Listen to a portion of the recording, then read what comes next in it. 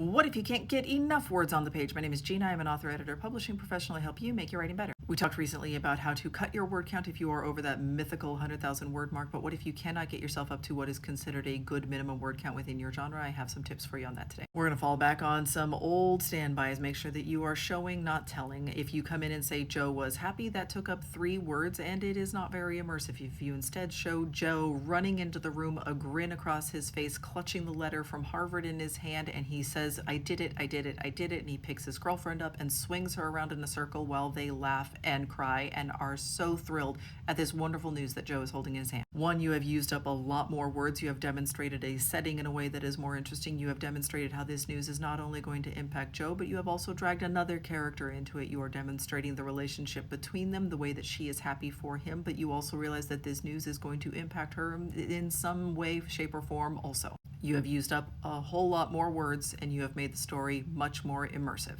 I think it is worth pausing and acknowledging that you may not need as many words as you think you do. Yes, we talk about 100,000 as this mark that a lot of people need to be under, but not every single book needs to be that long. And in a lot of genres, there are times in which 65 or 70,000 words might be completely appropriate. So don't think that you must hit some sort of like magical 100 or 150,000 word mark just because other people are doing so. But there is also the concern that if you are writing, I don't know, adult science fiction and fantasy and you only have 55,000 words, I worry whether or not that story is immersive enough. So make sure that you are detailing the world, not the politics and how we came to be in this world necessarily, but really how it differs from the one that your reader is inhabiting and how it is fantastical and fun and otherworldly and interesting. Make sure that you are describing the setting, that you are including sensory details in every single scene. Not that we need to go through all 5 senses every single time we change scenes, but there should be something immersing us and grounding us in that scene in every single one. Do you have enough characters on the page, or do you have a character who is sitting and thinking to themselves and talking to themselves constantly? Introduce other characters to them. If you have try-fail cycles, which you definitely should, have them fail more often, and this can be helped along by a yes but no and game. Did they accomplish their task? Yes,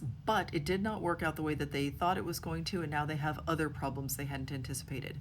Did they accomplish their task? No, and they're going to try this other thing instead. You can increase the word count by having your characters continue to try and fail to accomplish their goal. And really, in this failure is where you get to know your characters in a way that you cannot any other way, and this is how your audience is going to fall in love with your character and root for them.